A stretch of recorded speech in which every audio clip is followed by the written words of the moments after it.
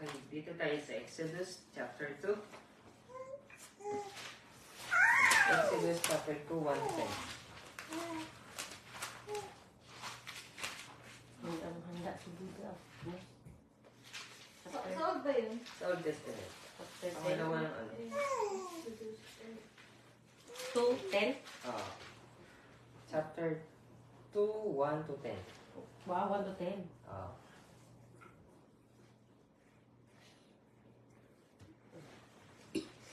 Ano Esdras? Exodus. Exodo. Ay, iba ba? Bago sunod sa Genesis. Sa Ah, pangalawa. ito. Pangalawa. Ano, alam, wala kakon pang highlights.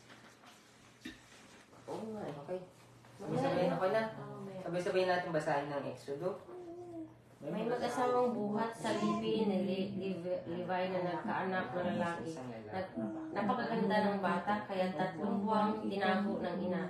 Nang hindi na ito maaaring itago pa, kumuha siya ng isang basket na yari ng hatangkay ng tambo at pinahira ng alkitran. Pagkatapos, isinilid niya irito ang bata at inilagay sa talahiban sa gilid ng ilog. Ang atin naman ng bata ay lumagay sa di kalayuan upang tingnan kung ano ang mangyayari. Maliligo noon sa ilog ang anak na babae ng Faraon. Natanaw niya ang basket, kaya ito'y ipinakuha sa kanya ng katulong na naglalakad-lakad naman sa tabing ilog. Nang maiabot sa kanya ang basket, inalis niya ang takip nito at nakita ang bata ng umiyak. Naawa siya at ang kanyang nasabi, ito'y anak ng isang Hebrea. Ang kapatid naman ng bata ay lumapit sa prinsesa at ang kanyang sinabi, kung ibig po ninyo, hinahanap ko kayo sa isang sabriyang mag-aalaga sa batang iyan. Sige, ihanap mo ako, sagot ng prinsesa. Umalis ang batang babae at tinawag ang kanyang ina. Nang dumating ito, sabi ng prinsesa, alagaan mo ang batang ito at uupahan kita. Kinuha ng ina ang bata at inalagaan. Nang malaki na ang bata, dinala siya ng kanyang ina sa prinsesa at siya'y itinuring na anak nito. Sabi niya, napulot ko siya sa tubig, kaya Moises ang pangalan ko sa kanya. Amen. Amen. Okay. Basahin natin bago tayo ulit.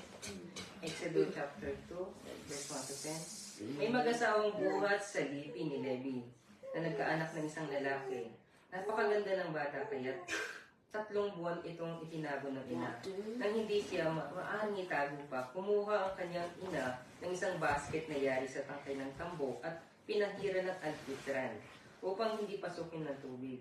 Pagkatapos inilagay niya rito ang sanggol at inilagay sa talahiban sa may pampang na ilog. Ang kapatid na babae naman ng sanggol ay tumayo sa di kalayuan upang tignan kung ano ang mangyayari.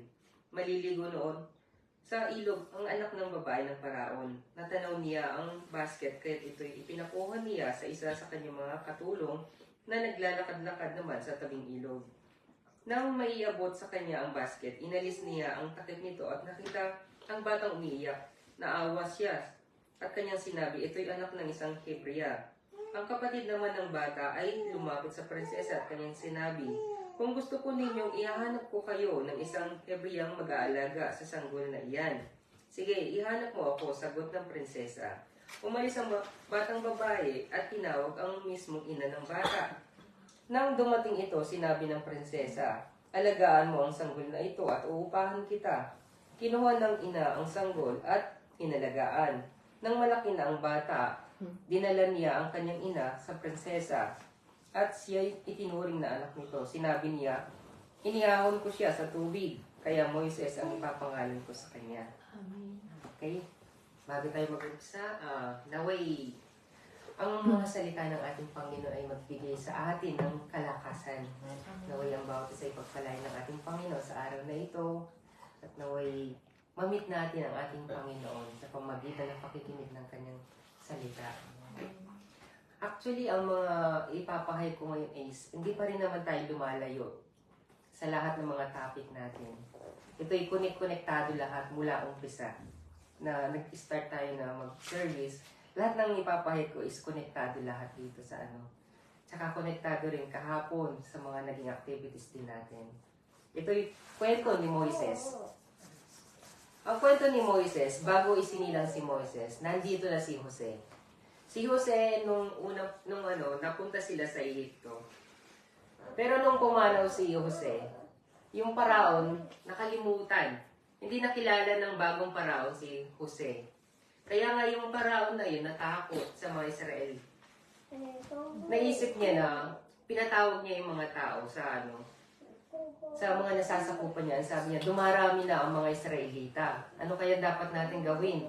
Kaya napagpasyahan nila na ang mga Israelita ay dapat kinakailangan hindi sila dumami. Kaya kinausap ng paraon yung mga kumadrona na lahat ng mga isisilang na lalaki, itatapon sa tubig. At lahat naman ng mga babae, pananatiliin lang nilang buhay. Nung panahon na yun, ganun nga ang ginawa ng mga tao kapag yung mga anak ng mga Israelis, lalaki, tinatapon talaga sila sa tubig. Pinapatay sila. Tinatapon din sila sa mga bangin. Pero pagdating kay Moises, 3 buwan siyang tinago ng kanyang ina. Ang ginawa ng kanyang ina, inilagay siya sa basket. Pagkatapos na ilagay sa basket ng kanyang ina, pinahira niya iyon ng alkitran. Alam niyo ba yung alkitran na yun? Yung alkitran na yun, yun yung mga parang espalto. Yung alkitran is espalto na yung din yung ginagamit sa mga bangka, sa mga barko. Kung saan ipinapahid nila doon sa mga para hindi lumubog. Yung bangka nila. Yun yung tinatawag nilang alkitran. Sa pamagitan ng alkitran na inilagay ng kanyang ina doon sa basket, hindi lumubog si Moises doon. Kaya nga yung alkitran na yan din yung alkitran na ginamit din ni Noah nung itinayo niya yung barko. Pinahiran din niya ng alkitran yung barko para hindi lumubog at hindi pumasok yung tubig. Sa gayon, maliligtas silang lahat. So, ang alkitran na yun, sa buhay natin ngayon, yun yung ating Panginoong Jesucristo. Amen. Ang Panginoong Jesucristo ang nagsilbing alkitran sa buhay natin ngayon.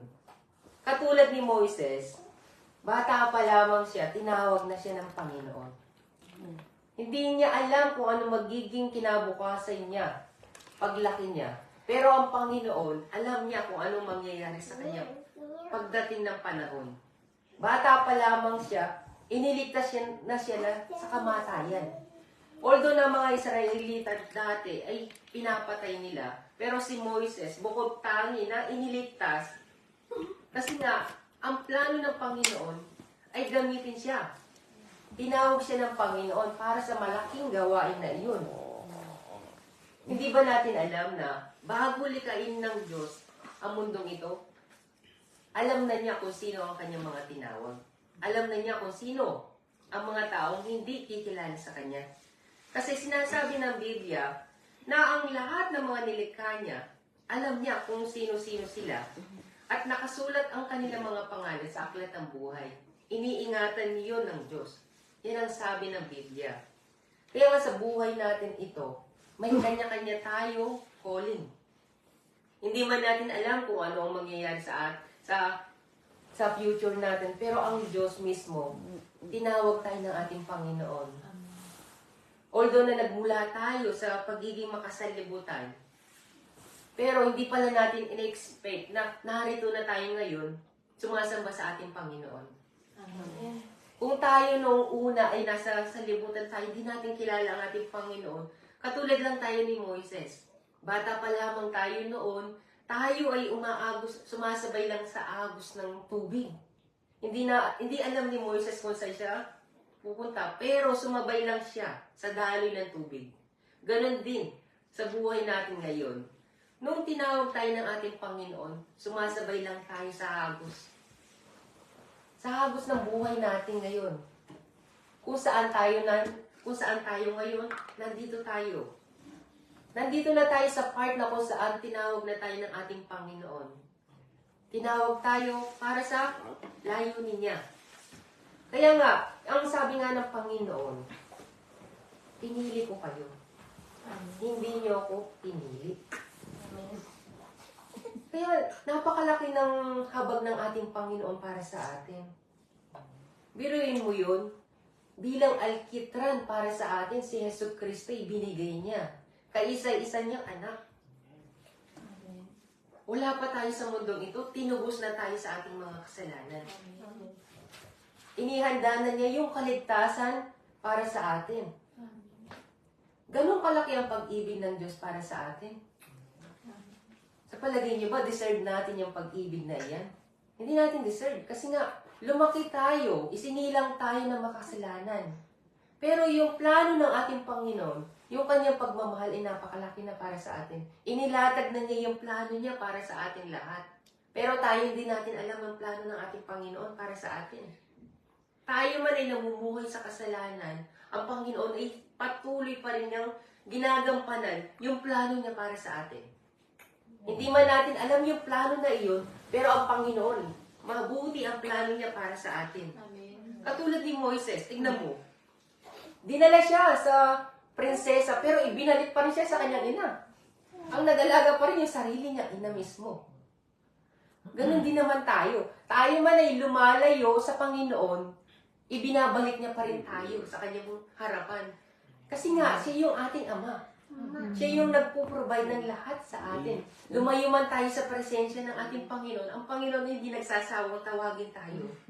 Minsan, nararamdaman natin, sukong-suko na tayo. Ayaw na natin magpatuloy sa harapan ng Panginoon. Pero gagawa at gagawa ang Panginoon ng paraan para maramdaman mo na nandyan siya. Kasi nga, ang sabi ng Panginoon, hindi ninyo ako pinili.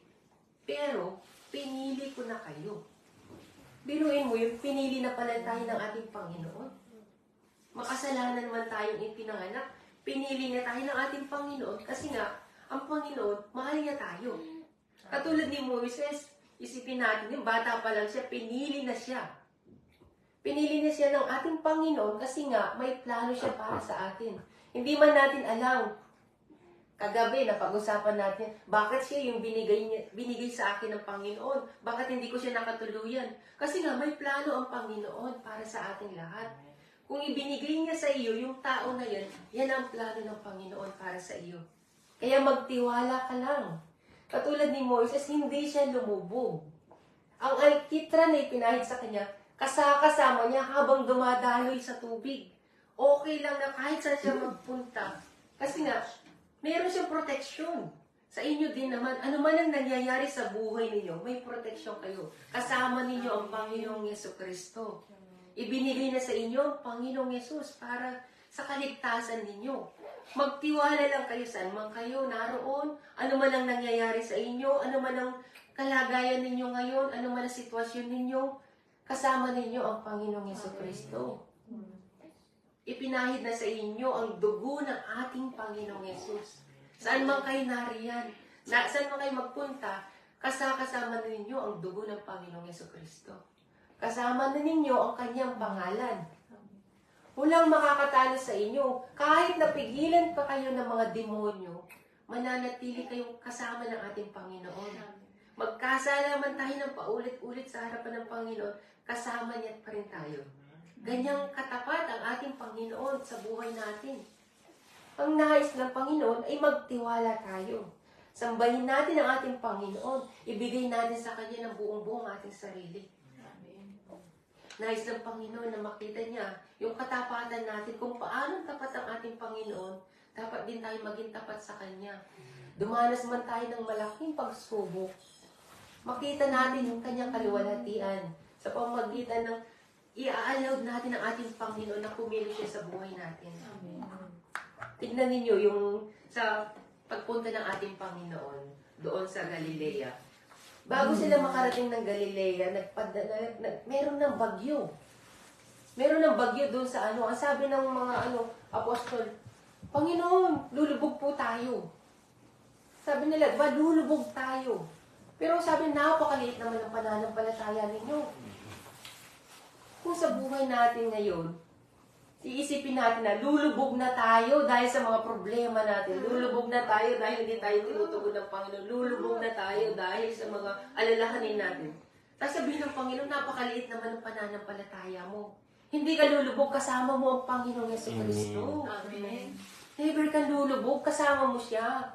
Basta magtiwala ka sa Kanya. Amen. Huwag kang mag-focus sa mga bagay na kinaharap mo ngayon. Mag-focus ka sa Panginoong Jesucristo. Hindi ako lulubog. Pahid na ako ng dugo ni Kristo. Amen. Kahit anong tukso ng demonyo sa iyo, may protection ka na. Amen. Yan ang isipin mo sa buhay mo. Kasi nga, bata pa lang ako, isipin mo, bata pa lang ako, pinili na ako ng Panginoong Yesus. Pinili na niya ako para sa layunin niya. Yan ang nais ng Panginoon.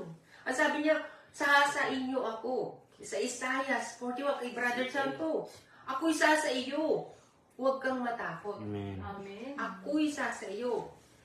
Ako ang iyong Diyos, hindi ka dapat mangamba. Amen. Yan ang sabi ng Panginoon, palalaksin kita at tutulungan at iingatan, ililigtas. Amen. Pangako ng Panginoon yan. Kaya kahit ano ang laban ninyo, maniwala kayo.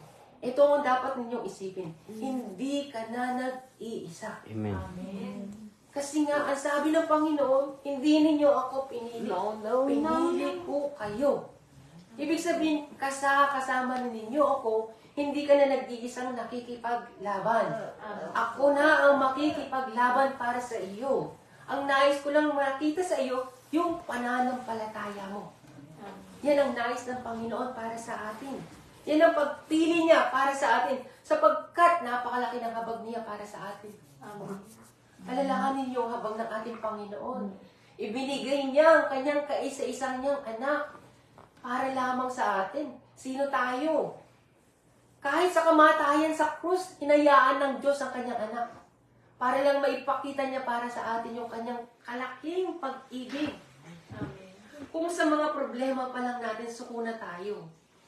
Ang Panginoon, sinasabi niya, huwag kayo sumuko dahil hindi yan ang totoong laban ninyo. Ang totoong laban ninyo, yung pang-spiritual. Makipaglaban kayo para sa mga kaluluwa ninyo. Hindi kayo dapat makipaglaban sa mga problema ninyo. Ako ang gagawa niyan. Ang dapat niyo lang gawin ay sundin ang aking kalooban. Amen. Yun lang yung binibigay kong tungkulin sa inyo. Sundin ninyo ang aking kalooban. Hindi niyo dapat problemahin pa ang araw ng bukas. Ako ang mamumblema doon. Dahil pinili ko kayo. Katulad ni Moises, ipinrovide niya lahat.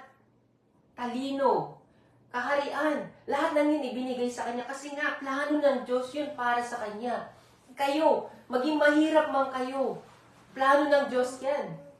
Hindi dahil naghihirap kayo, di dahil marami kayong utang, kundi plano ng Panginoon yan. Ang sabi nga doon sa napanood natin, yung ang sabi niya, kung ikaw ay Panginoong Yesus, bakit mo hinayaan na mamatay ang aking anak? Mamatay man siya o mabuhay, hindi mahalaga para sa akin. Ang mahalaga, ginawa ko yun para lumapit ka sa akin. Amen. Kaya nga, maghirap man kayo, marami man kayong problema, hindi man tinutugon ang mga kahilingan ninyo, hindi mahalaga sa Panginoon. Ang mahalaga sa Kanya, tumatawag ka sa Kanya. Amen. Hindi ang sitwasyon mo, kundi ang mahalaga sa Kanya, may connection ka sa ating Panginoon. Nakakatawag ka sa Kanya. Maghintay ka lang. Tutugon ang ating Panginoon. Sasabihin sa iyo, napakaliit naman ang pananampalataya mo. Alam niyo, sabi ng Panginoon, maging katulad ka ng isang mustasa. Buto ng mustasa. Sasabihin mo sa bundok na ito, lumipat ka sa dagat. Bakit kaya sinabi ng Panginoong Yesus na maging katulad ka ng isang mustasa, hindi katulad ng isang bundok? Kung pag-iisipin natin. Kasi nga, ang mustasa, maliit lang. Buto ng mustasa. Ibig sabihin ng Panginoon, maging katulad ka ng buto ng mustasa, huwag mong isipin, mas malaki ka pa sa bundok. Isipin mo na ikaw isang buto lamang na kaya mong palipatin yung bundok na yun. Sa dagat. Kasi nga, isipin mo, isa lang akong buto. Wala akong magagawa kaya na kailangan ko ang Panginoon. Siya mismo maglilipat sa bundok na ito doon sa dagat. Ganyan din ang isipin ninyo. Isa akong buto ng mustasa na maliit na walang magagawa. Pero sa Panginoon, ang sabi ng Panginoon, hindi kaya ng tao. Pero walang imposible sa Diyos. Amen. Yan ang sabi ng Panginoon. Hindi natin kaya. Kahit anong gawin natin sa buhay natin, mamuhay man tayong banal, hindi natin kayang makapunta ng langit sa sarili lang natin. Kailangan natin ang ating Panginoon. Kailangan natin ang tulong ng ating Panginoon. Sapagkat sa Panginoong Yesukristo mismo magmumula ang buhay na walang hanggan. Amen. Hindi sa sarili nating mga gawa. Ang gusto ng Panginoon, magtiwala ka lang sa Kanya, mag-stick ka lang sa Kanya. Yan ang sinasabi na manalig ka sa Kanya hanggang sa huling araw. Amen. Magtiwala ka sa Kanya. Yan ang tinatawag nilang pananampalataya. Pananampalataya ang ibig sabihin, nagtitiwala ka sa Panginoon at hindi sa iyong sarili. Kaya nga, anuman ang kaharapan mo sa buhay mo, isipin mo lagi, pinili ka ng Panginoon. Amen. Kapag pinili ka ng Panginoon, ang sabi ng Biblia, walang makakalaban sa iyo. Kahit ang demonyo pa, kahit ang problema pa, kahit ang mga buntok pa yan, walang makakalaban sa iyo. Amen. Basta ang Panginoon ay kasama mo. Amen. Kaya nga, isipin natin lagi. Sabi nga dito sa Jeremiah 29, verse 11 to 12, sapagkat batid kong lubos ang plano ko para sa ikabubuti ninyo. Planong hindi ninyo ikasasama. Kung iisipin natin, minsan kung meron tayong mga pagsubok, iniisip natin na tayo nasa pagsubok na para bang susuko na tayo. Pero hindi. Daan yan ng Panginoon. Plano yan ng Panginoon para sa inyo. Ano man ang danasin ninyo, sinabi niya na plano ko sa inyo na ikakabuti ninyo. Yan ang sinasabi ko sa inyo. Sino man ang ibinigay sa inyo ng Panginoon, yan ay para sa ikabubuti mo ngayon. Amen. Sino man yung mga tao nakakasalamuha mo, ibinigay sa iyo, Panginoon, kung bakit inilayo sila sa iyo, yan ay para sa ikabubuti mo. Amen. Inalis yung mga bagay na iyan para sa iyo, kasi nga, yan ay ikakabuti mo. Amen. Pero, sabi ng Panginoon, plano magdudulot sa inyo ng kinabukasan, punong-puno ng pag-asa. Amen. Inalis yung mga bagay na iyan para magkaroon ka ng punong-puno ng pag-asa. Ano yung pag-asa na gusto ng Panginoon para sa inyo? Pag-asa para umasa ka sa Panginoon. Hindi pag-asa para sa sarili mong gawa. Maraming Kristiyanong ganyan. Umaasa lang sa sarili nilang sikap. Pero hindi sila umaasa sa Panginoon. Lumalakad sila. Iniisip lang nila, may pananampalataya sila. Pero, hindi sila tumatawag sa Panginoon. Hindi sila nagdarasal sa harapan ng Panginoon. Puro sila reklamo sa harapan ng Panginoon, pero hindi sila humble. Hindi sila nagsisisi sa kanilang mga kasalanan. Hindi nila hinahanap ang Panginoon. Hindi nila hinahanap, Lord, bakit ba nangyayari sa buhay kong ito? May nagawa ba akong kasalanan? Ano ba ang kasalanan ko? Ipaunawa mo sa akin ang mga kamalian ko kung bakit ko dinaranas yung hirap na ito. Baka may mali sa iyo, baka may nagawa kang kasalanan na hindi mo pa pinagsisisihan. Kaya nga ang Panginoon, paulit-ulit kang dinadala sa sitwasyon yan para mas maunawaan mo mabuti na may bagay kang dapat pagsisihan. May dapat kang isuko sa harapan ng Panginoon. Lord, bakit ako naghihirap? Kasi nga, palagi kang nangungutang, marami kang gustong bilhin. Huwag kang magreklamo sa harapan ng Panginoon kung ikaw ay naghihirap at dumaranas ng mga pagsubok patungkol sa pampinasyal. Kasi nga, ayaw mong isuko lahat ng iyan. Pero sabi ng Panginoon, ang pamilya magkakaroon ng kasiyahan kung siya'y matututong makukontento lamang. Amen. Yan ang tunay na kasiyahan sa loob ng pamilya. Matuto kang makontento kung ano ang meron ka. Yan ang nais ng Panginoon. Amen. Magiging masaya ang buong sambahayan kung ang bawat isa ay marunong makontento kung ano meron sila ngayon. Sapat na ang ating Panginoon. Sapat na ang Panginoon sa buhay ninyo. Magiging masaya na kayo. Kung hahanapin nyo lang katotohanan, kapag nahanap ninyo ang katotohanan, lalaya kayo. Magiging masaya kayo. Kapag na-experience ninyo ang Panginoon sa buhay nyo, Amen. magiging masaya na kayo. Hindi nyo nahahanapin pa yung mga bagay sa salibutan. Hindi nyo nahahanapin pa yung mga kaibigan na nasa salibutan. Masaya ka na sa relasyon mo sa Panginoon. Kapag nakita mo na yung asawa mo, na masaya ka na sa kanya, wala ka nang hahanapin pa. Kontento ka na sa iyong asawa. Ganun din sa Panginoon. Kapag nahanap mo na ang Panginoon, magiging masaya ka na. Kahit na puno-puno ka ng mga bagyo pa yun na dumarating sa buhay mo, masaya kang kakaharapin yan kasi nakasama mo ang Panginoon. Amen. Hindi ka na nag-iisa. Yan ang pangako ng Panginoon, pinili kita. Ang pag-asa na gusto ng Panginoon para sa inyo. Isipin nyo, ang pag-asa na iyan doon sa langit. Sa mundong ito, walang pag-asa. Maniwala kayo, maging mayaman man kayo, walang pag-asa sa mundong ito. Mamamatay kayo ng walang madadala. Makamtan mo man ang lahat ng bagay sa mundong ito, hindi mo madadala yan papunta ng langit. Ang pag-asa na inaasahan ng Panginoon na mararamdaman mo, yun ang pag-asa para sa buhay na walang hanggan. Yun ang nais ng Panginoon sa bawat isa sa atin. Umasa tayo sa ating Panginoon na babalik siya. Pagbalik niya, makita niya tayo may pananampalataya. Amen. Makita tayo may pananampalataya. Makakasama tayo sa muling pagkabuhay. Yan ang dapat nating asahan para sa huling araw na ito. Huwag nating asahan yung mga bagay na darating para sa mga bagay sa salibutan. Ang asahan natin yung araw ng bukas, baka dumating ang Panginoon, maiwan kayo. At hindi kayo handa. Kasi nga, ang dami niyo pang kabigatan na bitbit. Ayaw niyo pang isuko. Hayaan na lamang ninyo yung sarili ninyo, katulad kay Moises na, sumabay kayo sa agos ng tubig.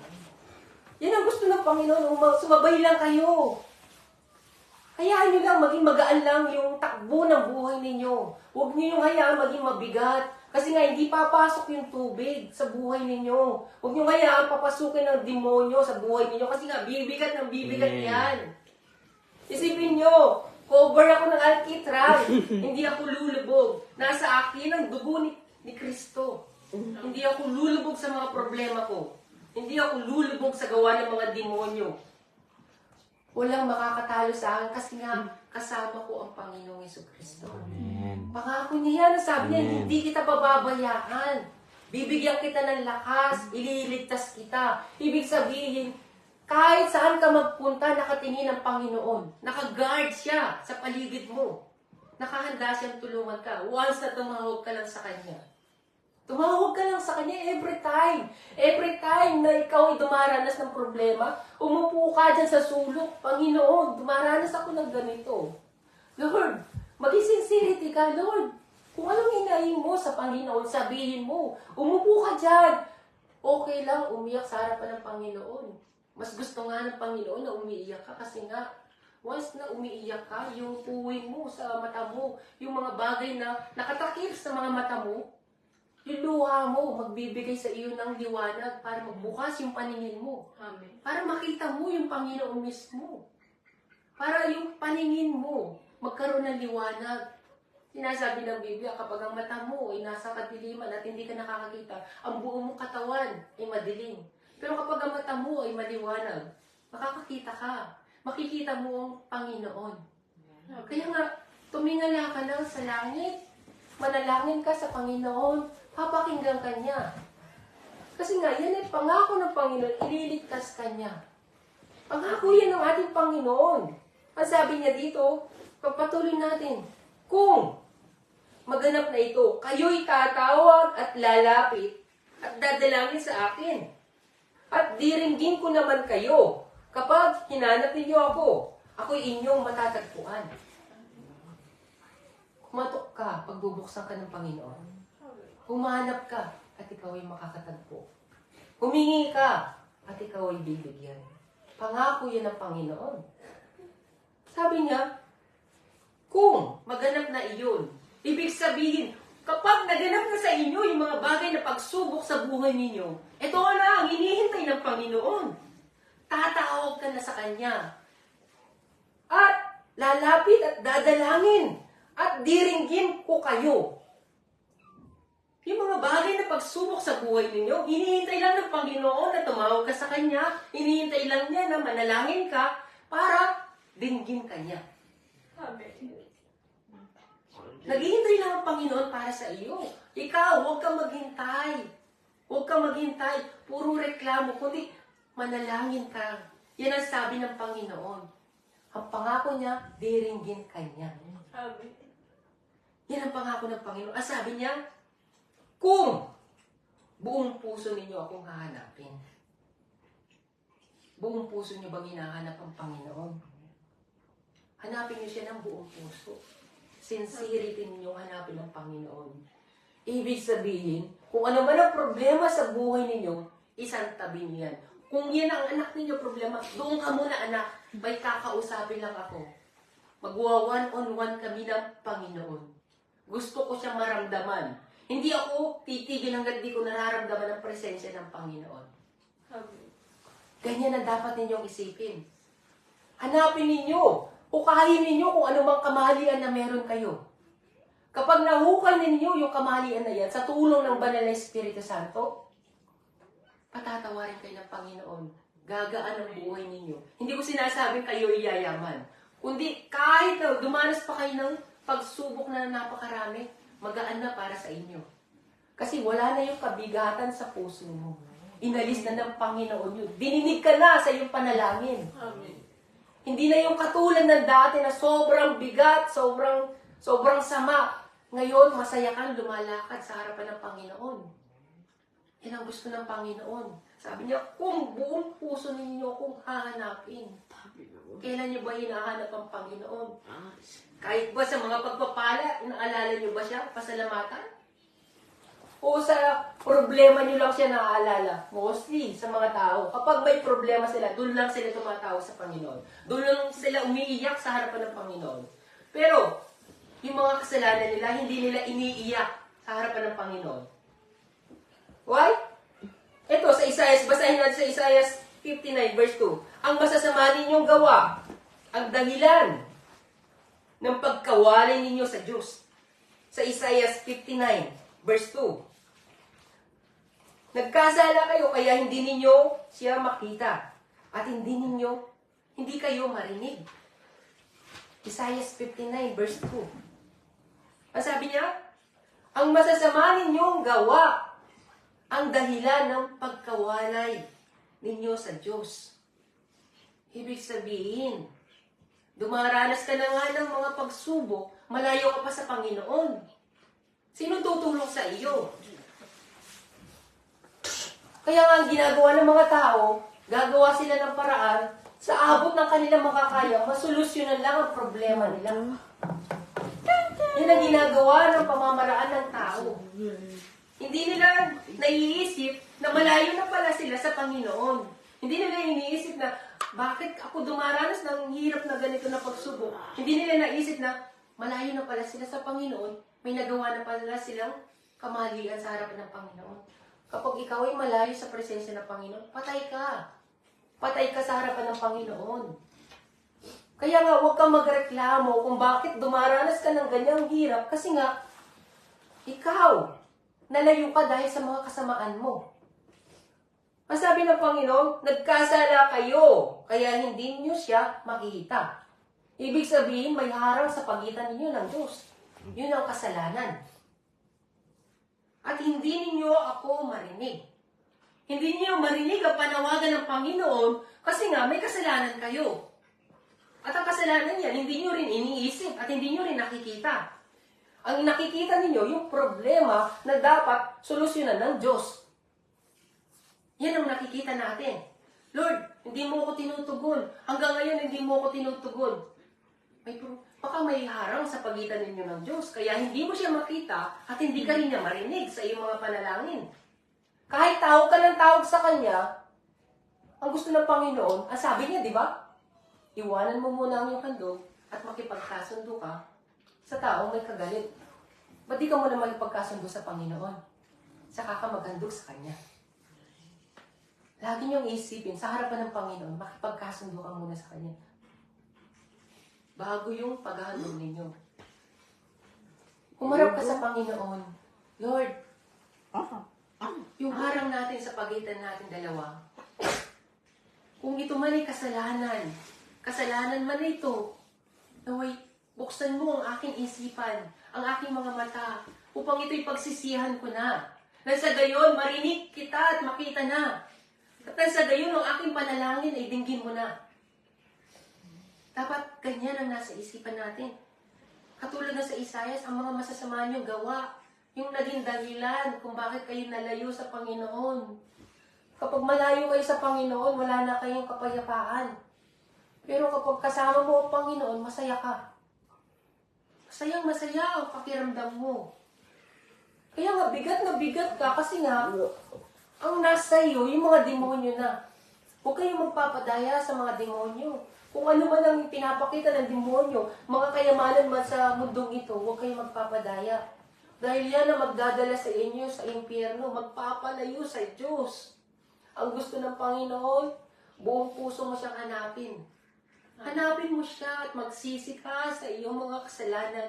Kung may mga kasalanan ka hindi pa naaalala, sabihin mo, Lord, ipaalala mo sa akin, hindi ko na maalala yung mga kasalanan ko. Kung may kasalanan man ako na hindi na sinasadya, kung may mga nasabi man ako na hindi sinasadya na nakasama, o kung nagkukulang man ako sa aking asawa, patawarin mo ako. Kung nagkukulang man ako sa aking mga anak, patawarin mo ako. Kung nagkukulang man ako sa aking mga magulang, patawarin mo ako. Hindi ko alam kung anong klaseng kasalanan na meron ako na nagiging dahilan kung bakit tayo nagkakahiwalay. Nawibuksan mo ang pintuan para sa ating dalawa nang sabihin, makita ko yung presensya mo. Amen. Yan ang dapat ang naisin ninyo sa harapan ng Panginoon. Huwag kayong magpapatalo sa mga problema ninyo. Hindi yan ang problema ninyo. Ang reality na problema natin, ang problema ninyo, yung mapupunta kayo sa impyerno dahil malayo kayo sa Panginoon. Yan ang tunay na problema natin. Ang problema niyan, tinga lang yan. Pero ang malaking problema, yung mapunta ka sa impyerno na hindi mo namalayan dahil may kasalanan ka na pala. Kaya isipin mo mabuti. Kung bakit ka dumaranas ng mga pagsubok na yan, baka may kasalanan ka pang hindi pinagsisisihan. O may mga bagay na kasalanan kang paulit-ulit mo pang ginagawa. Yan ang isipin mo sa harapan ng ating Panginoon. Ang Panginoong Jesucristo, ibinigay na sa atin. Ibinigay na sa atin ng ating Panginoon. Nasa atin ang ating Panginoong Jesucristo, namatay na siya sa krus. Huwag niyo na kayaan, paano mapunta kayo sa impyerno. Ang pangako ng ating Panginoon ay buhay na walang hanggan. Masaganang buhay doon sa langit, hindi dito sa lupa. Kaya kahit magpakahirap tayo sa mundong ito, mamamatay pa rin tayo. Ang tao ay mabubuhay 70 to 80, mapalit na kung umabot siya ng 100. Pero pagkatapos nun, mamamatay pa rin ang tao.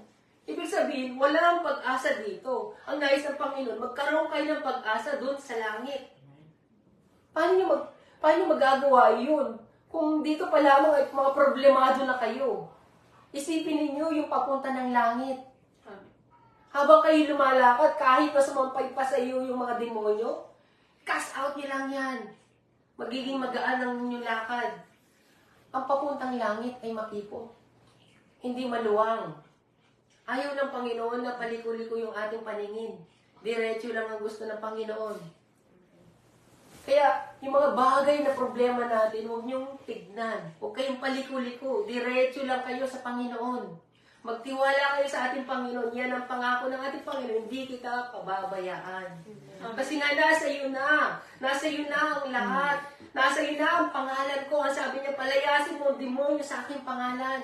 Amen. Oh, ano ba problema mo? Palayasin mo kung ikaw ay nakakaramdam ng emosyon.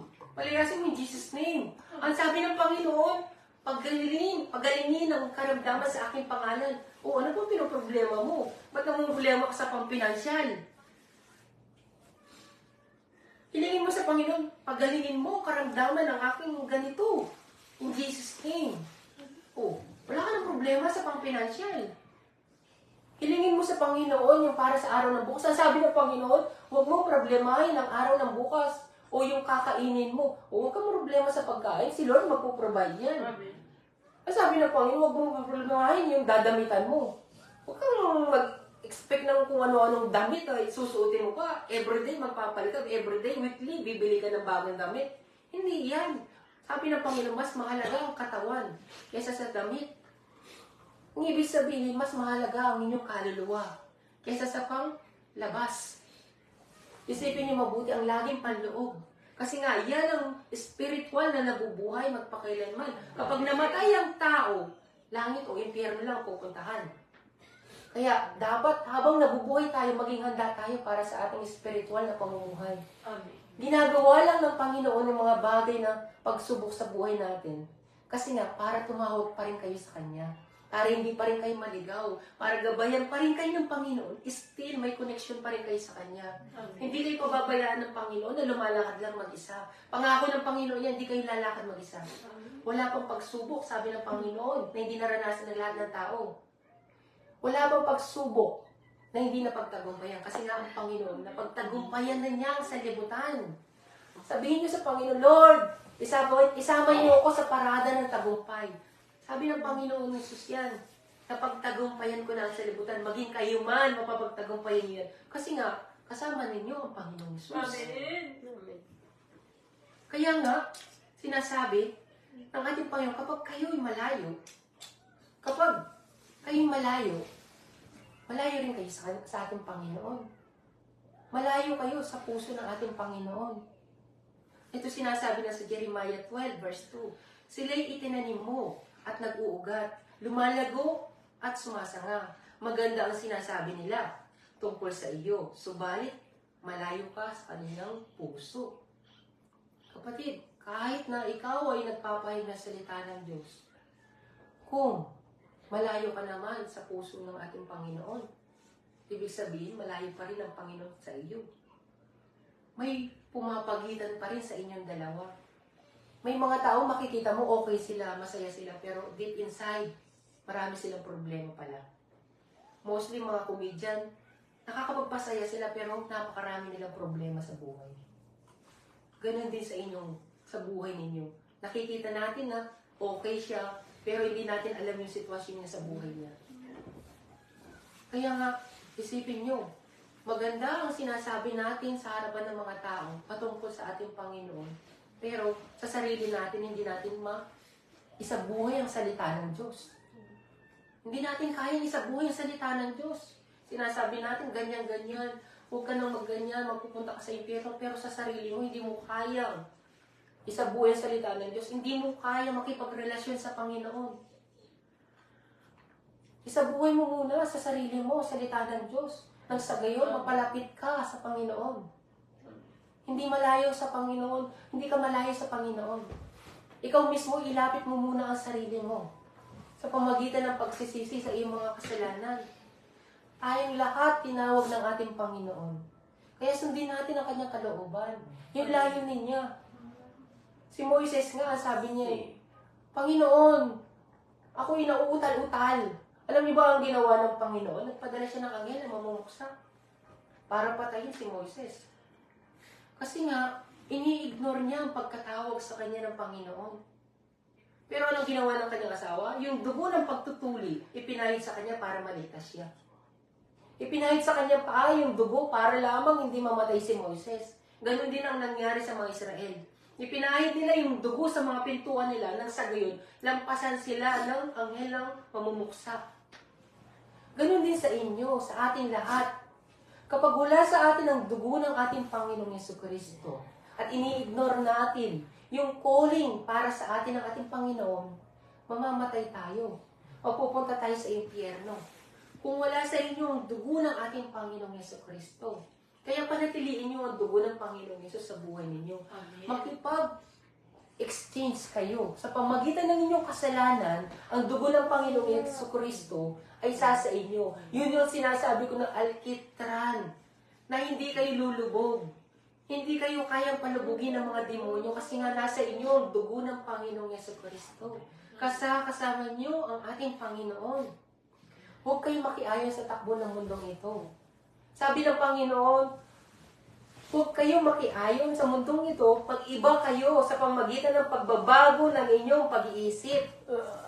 Upang maunawaan ninyo ang kalooban ng Diyos kung ano ang mabuti, kalugod-lugod, ganap, at kalooban niya. Kaya nga, sa pamamagitan ng pagbabago ng ating isip, hindi tayo makikiayon sa takbo ng mundong ito kung ano ang uso. Mostly kasi kung ano ang uso, dapat magkaroon tayo ng ganoon. Pero hindi ganoon ang gusto ng Panginoon. Huwag kayo makikiayon sa takbo ng mundong ito para mas maunawaan niyo mabuti kung anong kalooban ng Panginoon. Kasi may gusto tayo na hindi binibigay ng Panginoon. Gusto niyo yan. Pero ang gusto ng Panginoon, unawain mo ako para mas maunawaan mo mabuti kung ano ang aking kalooban. Minsan hindi natin nauunawaan ng Diyos. Kung bakit hindi niya ibinibigay sa atin ang ating mga kahilingan. Kasi nga, hindi natin siya nuunawa. Kasi nga, tinatry natin sa sarili natin yung pamamaraan na yan. Ang gawin natin, magtiwala tayo sa ating Panginoon. Ang kalooban niya, ang sundin natin. Kasi isa lang ang kalooban ng ating Panginoon. Ano ang kanyang kalooban? Ang buhayin tayo sa huling araw. Yan ang pangako niya, magkaroon tayo ng buhay na walang hanggan. Yan ang pangako na ibinigay niya sa atin na hindi magbabago. Ano man ang mangyari, patuloy man tayo sa pagkakasala, ang pangako ng Panginoon ay buhayin tayo sa huling araw. Kaya manatili kayong nakatayo. Huwag kayong magpatinag. Magtiwala kayo, isipin niyo mabuti. Pinili na kayo ng ating Panginoon, hindi kayo iiwan ng ating Panginoon. Magagawa niyo ang lahat ng iyan kasi kasama ninyo ang ating Panginoon. Ang Panginoon, tapat siya. Kaya nga ang sabi ng Diyos kay Moises, ano sabi niya dito sa Deuteronomy? Sapagkat kasama mo ang Diyos, mong si Yahweh, siya ang makikipaglaban para sa iyo at pagtatagumpayin kanya. So, ibig sabihin, lahat ng pagsubok pala natin, kung magtitiwala lang tayo sa ating Panginoon, pagtatagumpayin niya tayo. Huwag muna kayong tumingin agad-agad, huwag kayong mag-apurada sa mga bagay na hinihiling ninyo. Magtiwala muna kayo. Maniwala kayo, pagtatagumpayin kayo ng ating Panginoon. Sa lahat ng hinihiling, magtiwala lang kayo sa Kanya. May inaayos pa ang ating Panginoon. Ito muna ang dapat nating unahin dahil ito ang makakasagabal sa iyo. Pero yung kahilingan mo, alam ko na iyan. Ang gusto ng Panginoon, ayusin muna yung buhay mo. Ayusin muna yung relasyon ninyo. Alisin muna yung humaharang sa pagitan ninyong dalawa. Yan ang gusto ng Panginoon. Aalisin ko muna yung mga harang ngayon na sa gayon, malaya tayong makapag-usap. Malaya mo akong marinig kung ano ang kalooban ko para sa iyo. Kapag alam mo na ang kalooban ng Panginoon, makakalakad ka ng maayos. Kasi nga, isa na ang inyong kalooban, isa na ang inyong kaisipan, isa na ang inyong damdamin. Kapag isa ang plano ninyo, magiging patagumpay iyan.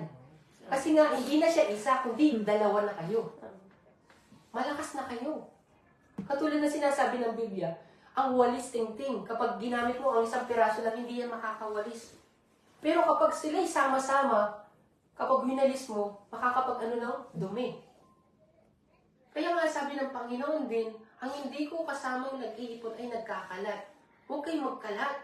Kasi nga, ang gusto ng Panginoon, kasama siya, nag-iipon kayo. So, ibig sabihin, hindi kayo nag-iisa. Amen. Kasama ninyo ang ating Panginoon. Ngayon, dapat ninyong malaman kung ano nga ba ang kalooban ng ating Panginoon. Kung bakit tayo tinawag ng ating Panginoon. Alamin natin kung anong purpose ng pagkatawag sa atin ng ating Panginoon. Ganon din kay Moises. Simula pagkabata, hanggang sa pagtanda niya, hanggang sa pagtawag sa kanya ng ating Panginoon. Alam niyo kung nasaan kayo ngayon. Kung nasaan na kayong level ngayon ng pagkatawag ng ating Panginoon. Ito ang dahilan kung bakit kayo tinawag ng ating Panginoon. Basahin natin na sabay-sabay sa aklat ng Lucas, chapter 24. Lucas chapter 24, verse 46 to 49. Ito ang layunin ng ating Panginoon para sa ating lahat. Hindi niya layunin na tayo paghihirapan, kundi ito ang layunin niya kung bakit tayo tinawag ng ating Panginoon na dapat panghawakan natin. Lucas 24, 46 to 49. Basahin natin na sabay-sabay.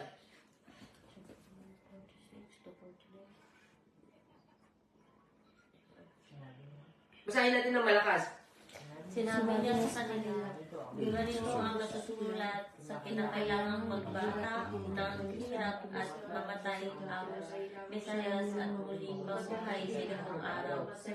Sa kanyang pangalitan, ang pagsisisi at kapatawaran ng mga kasalanan ay dapat ipangalan sa lahat ng bansa magmula sa Jerusalem. Amen. So yung ang mga... Sa 49. Tandaan niyo sa mga bagay na ito sa ating mga bagay na sa inyo at ipinangako ng aking Ama, kaya huwag kayong aalisin hanggat hindi kayo na magkakalooban ng kapangyarihan mula sa taas. Amen. Ngayon naunawaan na ninyo kung bakit kayo tinawag ng ating Panginoon. Si Kristo'y namatay pero muling nabuhay sa ikatlong araw. Katibayan lang na pinatawad na tayo sa ating mga kasalanan. Hindi na natin pagmamayari ang sarili natin. Tayo pagmamayari na ng ating Panginoon. Ngayon tinawag tayo ng ating Panginoon. Sabi niya, sa kanyang pangalan, ang pagsisisi at kapatawaran ng mga kasalanan ay dapat ipangaral sa lahat ng bansa. Yan ang dahilan kung bakit kayo naging born again. Ipangaral nyo rin sa mga tao na dapat silang magsisi sa kanilang kasalanan at ang kapatawaran ay makakamtan nila sa pangalan ng ating Panginoong Yesukristo. Sapagkat kayo ay saksi ng ating Panginoong Yesus. Kayo ay saksi niya. Huwag kayong tatalikod kasi bilang saksi, matutulad kayo kay Moises. Si Moises ay nagtangkang tumalikod sa pagkatawag sa kanya at ang Panginoon nagpatawag siya ng anghel na papatay sa kanya. Ang ibig ko sabihin, kapag kayo malayo na sa ating Panginoon, kapag kayo dumating sa punto na pinutol na ang puno, ano sabi ng Panginoon? Kapag pinutol ang puno, siya ay tatapon sa impyerno. Hindi natin alam kung kailan tayo tatawagin ng Panginoon. Hindi natin alam. Ang bawat isa sa atin, nabubuhay tayo ngayon kahit malakas tayo. Hindi natin alam kung kailan yung buhay natin. Pero sabi ng Panginoon, dapat munang ipangaral na magsisi ang mga tao sa pangalan ng ating Panginoong Jesucristo. Kaya nga tayo mismo, dapat magsisi tayo sa pangalan ng ating Panginoon. Kasi nga saksi na tayo. Saksi na tayo sa kamatayan ng ating Panginoong Yesus. Ngunit sinabi na tandaan ninyo, isusugo ko sa inyo ang ipinangako ng aking Ama, kaya huwag kayong aalis sa Jerusalem hanggat hindi pa ipinagkakaloob ang kapangyarihan mula sa langit. Ibig sabihin ang Holy Spirit. Nasa inyo na ang Holy Spirit. Kaya nga lumakad na kayo. Gamitin ninyo ang experience ninyo. Ipatutuon ninyo sa mga tao kung ano ang mga naging buhay ninyo, kung paano nyo nakilala ang Panginoong Yesus upang sila man ay magsisi sa kanilang kasalanan at mapatawad sila sa pangalan ng ating Panginoon. Ngayon, ang layunin ninyo is mangaral ng magandang balita. Hindi lamang ang mga tagapagturo, kundi ang bawat isa na tinawag. Lahat tayo tinawag ng Panginoon para ipangaral ang salita ng Diyos. Sa mga pamilya natin, kaibigan, mga kapatid, mga anak, lahat ng yan ipapangaral natin na dapat magsisi ang tao. Yan ang ganap na gospel. Yan ang gospel ng Panginoon. Kasi nga, ay pangako ng Panginoon para sa atin ang buhay na walang hanggan. Hindi yung gospel ng prosperity. Kaya nga ang mga tao, mga Kristiyano, lumilis sila ng landas kasi nga doon sila nakatuon. Pero ang dapat magtuon sa inyo yung kalooban ng Panginoon. Ang kalooban niya is mangaral kayo, magligtas kayo ng maraming kaluluwa. Yan ang dapat ninyong pagtuunin. May calling ang bawat isa sa atin. Tayo'y mga saksi na ngayon ng ating Panginoon. Alam ninyo ang dapat ninyong gawin. Alam na ninyo kung anong dapat ninyong gawin. Dapat ninyong ipangaral sa mga tao na dapat sila magsisi sa kanilang kasalanan. At yan ang ipinapahayag ko rin sa inyo. Every Sunday, lagi kong ipinapangaral sa inyo na dapat kayong magsisi sa inyong mga kasalanan. Magsisi kayo at mapapatawad kayo sa pangalan ng ating Panginoong Jesucristo. Sapagkat yan ang paraan ng ating Panginoon upang sa gayon makalapit kayo sa Kanya. Hindi sa pamamagitan ng mga blessing. Doon kayo makakalapit, hindi. Mga blessing na yan is mas lalayo kayo sa Panginoon. The more na maraming blessing, mas lalayo kayo sa Panginoon. Kung paano kayong itinaas na mabilis, mabilis din kayong babagsak. Kaya nga dapat paghirapan ninyo lahat ng mga natatamo ninyo. Maghirap muna kayo. Kasi nga ang Panginoong Jesucristo, naghirap siya. Pinasa niya ang krus hanggang sa makarating sa Golgotha. Pinaghirapan niya yung kapatawaran ng kasalanan natin. Kaya dapat din tayo maghirap katulad niya. Dapat tayong makibahagi sa paghihirap ng ating Panginoong Jesucristo. At tayo din ay makikibahagi sa buhay na walang hanggan. Kung tayo nakikiisa sa ating Panginoong Yesus. Kaya nga yung mga pagsubok na yan, tawanan nyo lang. Ang isipin ninyo yung relasyon ninyo sa ating Panginoon. Pasalamat na lang kayo kasi nga nakakatawag pa kayo sa ating Panginoon. It's a blessing para sa atin na dumaranas tayo ng mga pagsubok kasi nga, still, nakakatawag tayo sa ating Ama. Hindi tayo pinapabayaan ng ating Panginoon. Ginagawa lang ng ating Panginoon yan para hindi tayo malihis ng landas. Para still pa rin tayo may connection sa ating Panginoon. Kaya nga, sa mga salitang ibinigay niya sa atin, sa buhay natin. Naway magbigay sa atin ng aral katulad ni Moises. Si ay sumabay lang sa agos ng tubig. Kasi nga, naniniwala siya dahil yung basket na binalutan na ng alkitran, hindi na siya lulubog. Magtiwala din kayo na hindi kayo lulubog. Ang sabi ng Panginoon, manampalataya lang kayo sa Kanya. Kaya nga itong oras na ito, lahat tayo, itong oras na ito, dasal na tayo. Ipag-pray natin sa ating Panginoon kung meron man tayong mga kasalanan na nagawa sa harapan ng Panginoon. Sabay-sabay tayong manalangin sa oras na ito, sa harapan ng ating Panginoon. Ipagdasal natin. Lord, kung hindi naman natin naririnig ang ating Panginoon, itanong natin ang ating Panginoon. Itanongin natin siya kung ano bang kasalanan na meron tayo sa harapan ng ating Panginoon, kung bakit hindi natin naririnig ang Panginoon, kung hindi natin naunawaan kung anong kanyang kalooban. Hilingin natin sa Panginoon na ipaunawa sa atin ang lahat ng ito, naway tulungan tayo ng Banal na Espiritu Santo na may paalala sa atin ang ating mga kasalanan, nang sa gayon, maalis na yung harang. Nang sa gayon, yung kung ano man ang kahilingan natin ay makamtanan natin sa harapan ng ating Panginoon. Naway matuto rin tayo magtiis sa harapan ng ating Panginoon. Lahat tayo tumawag sa ating Panginoon at magdasal, Panginoon! Panginoon, Panginoon! Lord, salamat po na marami. Salamat po, Panginoon, sapagkat binigyan niyo kami ng